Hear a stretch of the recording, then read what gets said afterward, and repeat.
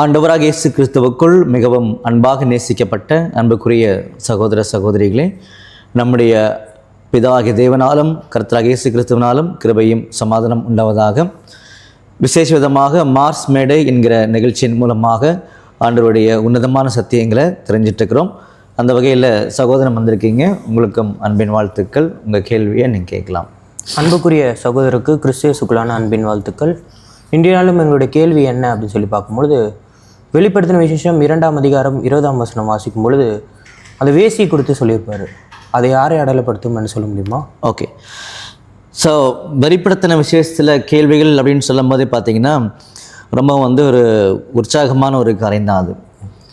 ஏன்னா வெளிப்படுத்தின விஷயத்தில் தான் அநேக உண்மைகள் மிக தெளிவாக காமிக்கப்பட்டிருக்கின்றதை நம்ம எல்லாருமே நம்புகிறோம். எல்லா புஸ்தகங்களும் இருக்குது, இருந்தாலும் வெளிப்படுத்தின விஷயத்தில் இன்னும் ஆழமான காரியங்கள் காமிக்கப்பட்டிருக்கு. அப்போ நீங்கள் கேட்ட கேள்வி பார்த்தீங்க அப்படின்னா, வெளிப்படுத்தல் 2ஆம் அதிகாரத்தில் 20ஆம் வசனம். அந்த வசனம் படிச்சிருங்களா நீங்கள்? வெளிப்படுத்தின விசேஷம் 2ஆம் அதிகாரம் 20ஆம் வசனம். ஆகிலும் உன் பேரில் எனக்கு குறை உண்டு, என்னவெனில் தன்னை தீர்க்கதரிசி என்று சொல்லுகிற ஏசேபேல் என்னும் ஸ்திரீயானவள் என்னுடைய ஊழியக்காரர் வேசித்தனம் பண்ணவும் விக்கிரங்களுக்கு படைக்கப்பட்டவைகளை புசிக்கவும் அவர்களுக்கு போதித்து அவர்களை வஞ்சிக்கும்படி நீ அவளுக்கு இடம் கொடுக்கிறாய். ஓகே, அப்போது 7 சபைகளை பற்றி வெளிப்படுத்தின விஷயத்தில் பேசிட்டே வரும்போது இது 4வது சபையின் காலப்பகுதியில் இது சொல்லப்பட்ட ஒரு காரியமாக நம்ம பார்க்குறோம். அப்போ இங்கே வேசின்னு சொல்லி யாரை சொல்லிட்டு இருக்காங்கன்னு சொல்லி பார்த்தீங்கன்னா, ஏசபேல் அப்படின்னு ஒரு ஸ்திரீயை சொல்லி ஒரு உண்மையை இங்கே வெளியே காமிச்சிருக்கிறாங்க. இப்போ பொதுவாகவே வெளிப்படுத்தின விஷயத்தை மற்ற புஸ்தகங்களை அணுகிற மாதிரி என்ன பண்ணக்கூடாது அப்படின்னா அணுகக்கூடாது. ஏன் அப்படின்னா, இதில் சொல்லப்பட்ட ஒவ்வொரு காரியம் பார்த்திங்கன்னா அடையாள பாஷைகள். அதனால் ஆவிக்குரிய காரியத்தோடு சம்மந்தப்படுத்தி தான் நம்ம கவனிக்க வேண்டிய நிலைமைக்குள்ளாக வெளிப்படுத்தின விஷயத்தோட சட்டங்கள் சொல்லுது. ஸோ நேரடியாகவே கேள்விக்கு வரலாம், அந்த வேசி யார், ஹூ இஸ் தட் ப்ராஸ்டியூட் அப்படின்னு சொல்லக்கூடிய ஒரு கேள்வி நீங்கள் கேட்டிருக்கீங்க. அப்போது இதில் பல பேர் பல இன்ஃபர்மேஷன் என்ன பண்ணியிருக்காங்கன்னா கொடுத்துருக்குறாங்க. நிறைய கமெண்டர்ஸ்லாம் உலகத்தில் எழுதியிருக்கிறாங்கன்னு சொல்லி பார்க்குறோம். இப்போ நம்ம பார்க்கக்கூடிய ஒரு காரியம் பார்த்திங்கன்னா, வேதாகமம் இங்கே ஏசபேல் சொல்லப்பட்ட ஒரு வேசியை யாருக்கு அடையாளமாக காமிக்குது அப்படின்றது தான் நாம் காமிக்க வேண்டிய ஒரு முக்கியமான ஒரு உண்மை. ஓகே, சரிங்களா? அப்போ நம்ம யோசித்து பார்க்கலாம். பாருங்கள், பழைய ஏற்பாட்டு காலத்தில் ராஜாக்கள் காலப்பகுதியில் இந்த அம்மா அவங்க இருந்திருக்கிறாங்க. ஸோ இது எல்லாருமே ஏற்றுக்கொள்ளக்கூடிய ஒரு உண்மை தெளிவாயிடுச்சு. இந்த ஏசபேல் என்ன பண்ணியிருக்காங்க முதல்ல அப்படின்றது என்ன பண்ணலாம்னு நம்ம கொஞ்சம் கவனிக்கலாம். அப்புறம் 1 ராஜாக்கள் 16ஆம் அதிகாரம் 31ஆம் வசனம் படிக்கலாம். 1 ராஜாக்கள் 16ஆம் அதிகாரம் 31 படிங்க. 31ஆம் வசனம் முதல்.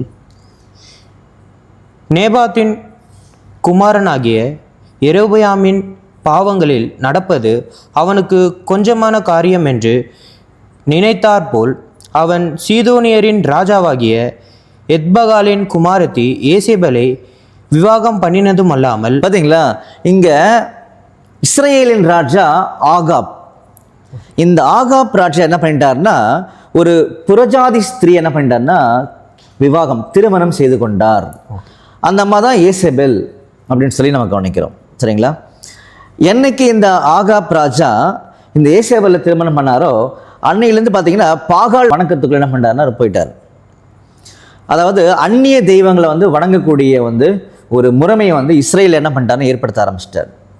அந்த வகையில் இந்த ஏசபேல் சொல்லக்கூடிய ஆகாப் ராஜாவுடைய மனைவி அவங்க ஆண்டவருடைய உண்மையான விசுவாசிகள்லாம் தவறாக நடக்கிறதுக்கு நிறைய காரியங்களை அந்த காலத்தில் செய்துட்டாங்கன்னு சொல்லி பார்க்குறோம்.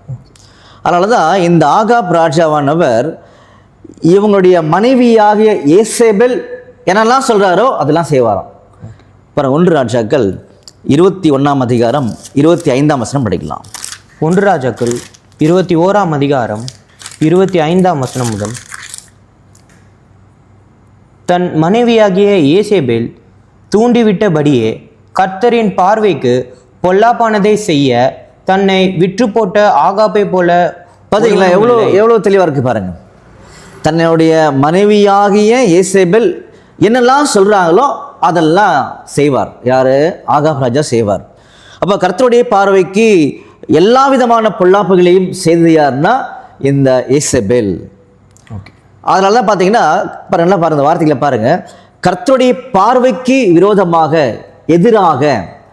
அப்போ அந்த வகையில், ஆவிக்குரிய வகையில் அது வேசித்தனம் அப்படின்னு சொல்லப்பட்டிருக்கு. அப்போ சொல்லர்த்தமாக அந்த பாயிண்ட்டை நம்ம கவனிக்கல. பாருங்க, எந்தெந்த காரியங்கள் எல்லாமே தேவனுடைய வார்த்தைக்கு எதிராக இருக்குதோ அது எல்லாமே வேசித்தனம் அப்படின்னு தான் அங்கே பொருள். இது எல்லாருக்குமே ஈஸியாக வந்து புரிஞ்சிடும். அப்போ நம்ம முதல் ஸ்டேஜில் என்ன பார்த்து முடிச்சிட்டோம் அப்படின்னா, ஏசேபேல் அப்படின்னு ஒரு ஸ்திரியை பற்றி வெளிப்படுத்தின விசேஷம் 2ஆம் அதிகாரம் 20ஆம் வசனத்தில் காமிக்கப்பட்டது. நமக்கு ஒரு கேள்வி வந்துச்சு, வெளிப்படுத்தின விசேஷத்தை நேரடியாக அணுகக்கூடாது, அது ஒரு அடையாள பாஷை. சரி, ஓகே, அப்போ என்ன பண்ணலாம் அப்படின்னா, இந்த அம்மாவை நம்ம எங்கேயோ பார்த்துருக்கோமே ஏசேபேல் அப்படின்னு சொல்லி நம்ம 1 ராஜாக்கள் 16ஆம் அதிகாரம் 31 போய் பார்த்தோம். ஒரு புரஜாதி ஸ்திரீ, நல்லா இருந்த ஆகாப் ராஜாவை அந்த அம்மா என்ன பண்ணாங்கன்னா டைவர்ட் பண்ணிட்டாங்க, இஸ்ரேல் ஜனங்களையும் டைவர்ட் பண்ணிட்டாங்கன்னு சொல்லி பார்த்தோம். அப்புறம் 1 ராஜாக்கள் 21, 25 நம்ம படித்தோம். இந்த மாதிரி வந்து ஏசேபேல் சொல்கிறதெல்லாம் வந்து ஆகாப் செய்வார்னு சொல்லி பார்த்தோம். இதுதான் வந்து இதோடைய வந்து அடிப்படை பேக்ரவுண்டு. இப்போ இதை வச்சுக்கிட்டு தான் வெளிப்படுத்த விஷயத்தில் சொல்லப்பட்ட அந்த ஏசேபேல் ஆனவங்க யாரை அடையாளப்படுத்துகிறாங்க, ஆண்டவுடைய அந்த உண்மை இருக்கு பார்த்தீங்களா, அந்த உண்மையில் யாரை வந்து சொல்ல வராங்க அப்படின்னு அவங்க தெரிஞ்சுக்கணும். நல்லா புரிஞ்சுக்கோங்க. அங்கே காமிக்கப்பட்ட அந்த வசனத்தில் உண்மைகள் மறைந்திருக்குது. அந்த உண்மையில் ஒரு நிழலாக ஏசேபேல் காமிக்கப்பட்டிருக்காங்க. அப்போ பொருள் யாரு? அதுதான் இங்கே முக்கியம். அதான் நீங்கள் கேட்டீங்க, அந்த அந்த ஏசி யார் அடையாளப்படுத்துகிறாங்க. இப்போ நல்லா கவனிங்க. ஆகாப் என்பவர் வந்து ஒரு ராஜா, ஒரு ராஜ்யம், ஒரு கவர்மெண்ட் என்ன பண்ணுறாருன்னா ரெப்ரசன்ட் பண்ணுறாரு. அப்போ அந்த கவர்மெண்ட் கூட இதெல்லாம் பொருள் டிவைன் மீனிங் என்ன கொண்டு வரேன். இப்போ ஆகாப்பு ஒரு ராஜா, ஒரு ராஜ்யத்தை ரெப்ரசன்ட் பண்ணுறாரு. அந்த மாதிரி ஆகாப்புடைய மனைவி ஏசேபேல். அப்போ ஏசேபேல் என்பவங்க இந்த ஆகாப்போடு சேர்ந்துருக்கிறாங்க. அந்த மாதிரி இந்த சபையின் காலப்பகுதியில், வெளிப்படுத்தின விசேஷத்தில் பார்த்த அந்த சபைகளின் காலப்பகுதியில், அன்றைய காலப்பகுதியில் உலக ராஜ்யங்கள் கூட ஏதோ ஒரு ஸ்திரீயானவள் சேர்ந்திருக்கிற மாதிரி ஒரு அடையாளம் காமிக்கப்பட்டிருக்கு. நல்லா புரிஞ்சுக்கோங்க, இது புரியறதுக்கு கொஞ்சம் சிரமமான காரியம். வெளிப்படுத்தின விசேஷத்தில் ஏசேபேல் என்பவங்க ஒரு வேசித்தனம் பண்ணிட்டாங்க, அவனுடைய பிள்ளைகள்லாம் டைவர்ட் பண்ணிட்டாங்க அப்படின்னு சொல்லி ஒரு அடையாள பாஷை எழுதப்பட்டிருக்குது. அது யாருன்னு கண்டுபிடிக்க வரும்பொழுது தான் நம்ம ரிசர்ச் பண்ணி உள்ளே போயிட்டுருக்கிறோம்.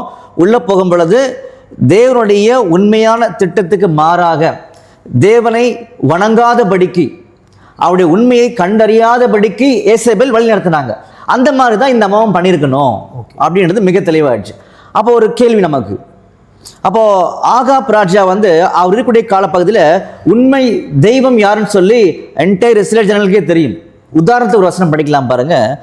சங்கீதம் 83:17 படிக்கலாம். சங்கீதம் 83ஆம் சங்கீதம் 17ஆம் வசனம். யெகோவா என்னும் நாமத்தை உடைய தேவரீர் ஒருவரே பூமி அனைத்தின் மேலும் உன்னதமானவர் என்று மனுஷர் உணரும்படி. ஓகே, அப்போ உண்மையான ஒரு தேவன் யாரு? நல்லா புரிஞ்சுக்கோங்க. வேதாமத்தில் பிதாவாகிய தேவனுடைய பேர் பற்றி நம்ம கேட்கணும் ஆசைப்பட்டோம் அப்படின்னா யாவே, யெகோவா தேவன் சொல்லி பாடப்பட்டிருக்கும். அதனால் இந்த காணொலியை பார்க்கக்கூடிய அநேகருக்கு வந்து ஒரு இன்ஃபர்மேஷனை தெரிஞ்சுக்கணும். யெகோவாவின் சாட்சிகள், ஜெகோவாஸ் விட்னஸ், அவங்களுக்கும் இப்போ நம்ம பேசிட்டு இருக்க சத்தியத்துக்கும் சம்மந்தமே கிடையாது. இது ஒன்று. 2வது பாயிண்ட்டு, யெகோவாவின் சாட்சிகளுக்கும் வேதத்துக்குமே சம்மந்தம் கிடையாது. 2 பாயிண்ட் நல்லா தெளிவாக நாம் வச்சுக்கோங்க, சரிங்களா? இப்போ நம்ம உள்ளே வந்துடலாம். அப்போது பிதாகிய தேவனுடைய நாமம் வந்து இஸ்ரேல் ஜனங்களுக்கு தெரிஞ்சிருக்குது. புரிஞ்சிருக்கா இல்லையான்றது அடுத்த கொஸ்டின். தெரிஞ்சிருக்குது, அவங்க ஃபாலோ பண்ணுறாங்கன்னு சொல்லி பார்க்குறோம். இந்த தெய்வ வணக்கத்தை மாற்றினது தான் ஏசேபேல். அந்த மாதிரி நீங்கள் வெளிப்படுத்திக்கு வந்துடுங்க. அந்த மாதிரி உண்மை தெய்வம் யாரு அப்படின்னு சொல்லி பார்க்கும் பொழுது பாருங்க, யோவான் 17ஆம் அதிகாரம் 3ஆம் வசனம் படிக்கலாம். யோவான் 17ஆம் அதிகாரம் 3ஆம் வசனம். ஒன்றான மெய்தேவனாகிய உம்மையும் நீர் அனுப்பினவராகிய இயேசு கிறிஸ்துவையும் அறிவதே நித்திய ஜீவன். பாருங்க, ரொம்ப கிளியராக வார்த்தைகள். ஒன்றான மெய் தேவனாகிய உம்மையும் அதுக்கப்புறமா நீங்க ஒருத்தர் அனுப்புனீங்கல்ல அவரையும் அறிவது நித்திய ஜீவன் அப்படின்னு வசனம் சொல்லுது. அப்ப ரெண்டு பேருமே டிஃப்ரெண்ட் பர்சனாலிட்டி அப்படின்னு நமக்கு தெளிவாயிடுச்சு. அடுத்து பாருங்க, யோவான் 14:1 படிக்கலாம். யோவான் 14ஆம் அதிகாரம் 1ஆம் வசனம். உங்கள் இருதயம் கலங்காதிருப்பதாக தேவனிடத்தில் விசுவாசமாய் இருங்கள், என்னிடத்திலும் விசுவாசமாய் இருங்கள். சரி, எதுக்கு பிரதர் இதை நீங்க படிக்க சொன்னீங்க அப்படின்னு கேட்கும்போது, இதை நம்ம காணொலியை பார்த்துட்டு இருக்கும்போது அந்த சீக்வன்ஸ் மறந்துடுவாங்க சில நேரத்தில். ஏசேபேல் என்பவங்க என்ன பண்ணாங்க அப்படின்னா, உண்மையான தேவன் யாரு அல்லது தெய்வம் யாரு அப்படின்ற அந்த ஒரு உண்மையிலிருந்து ஜனங்களை டைவர்ட் பண்ணவங்க தான் அந்த ஏசேபேல்.